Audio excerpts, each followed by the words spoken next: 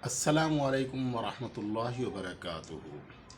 आज मैं आपको बताऊंगा ज़ैतून के क्या फ़वाइद हैं और इस्लामी तारीख़ में और दीन इस्लाम में ज़ैतून के क्या फ़ायदे हैं और इसका क्या मकाम है।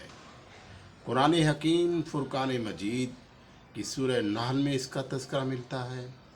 नाज़रीन, सूरह नहल के अलावा अल्लाह रब्बुल इज़्ज़त ने कुरान हकीम में इसका कई मकामात पर तज़किरा किया है।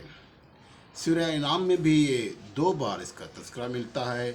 इसके अलावा नबी करीम सल्लल्लाहु अलैहि वसल्लम की अहदीस हज़रत ज़ैद बिन अरकम से रिवायत है कि आप सल्लल्लाहु अलैहि वसल्लम ने इरशाद फरमाया, नमूनिया में रोग़न ज़ैतून नमूनिया का इलाज है और रोग़न ज़ैतून से हमेशा नमूनिया का इलाज फरमाते थे।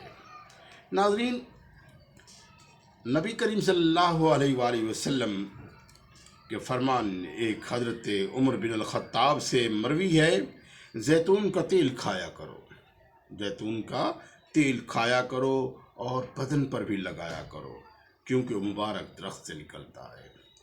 ज़ैतून का दरख्त मुबारक दरख्त है। ये हमें हमारी इस्लामी तारीख़ बताती है, कुरान बताता है और हदीस पाक बता रही है। ज़ैतून का इस्तेमाल चूँकि अल्लाह के प्यारे पैगम्बर हज़रत मोहम्मद मुस्तफ़ा सल्लल्लाहु अलैहि वसल्लम ने किया, सो इसलिए भी ये बरकत वाला है। आप सल्लल्लाहु अलैहि वसल्लम जिस चीज़ के बारे में हुक्म दे दें वो यकीनन मसलहतों और हिकमतों से मुज़य्यन होता है। नबी करीम सल्लल्लाहु अलैहि वसल्लम की सुन्नत पे अमल करना चाहिए। जब भी हमें तेल मुयस्सर आए हमें अपने बदन पर भी लगाना चाहिए और हमें इसको खाना भी चाहिए। ज़ैतून के बारे में तिब की किताबें भरी पड़ी है। एक ऐसा मुजरब नुस्खा आज आप दोस्तों को बताता चलूँ। मैं अपने काबिल एहतराम हकीम जनाब हकीम फ़ुरक़ान दुरानी साहब के पास गया और उनसे दामी नज़ला और ज़ुकाम की शिकायत की।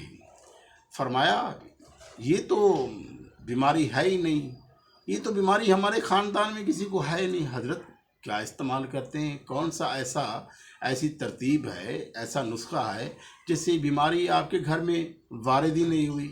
फरमाया, जुरासीम का हमला नाक से होता है और नाक से ये हमला जब होता है तो ये जुरासीम फिर गले तक पहुंचते हैं और यूं हमारा गला इन्फेक्टेड हो जाता है।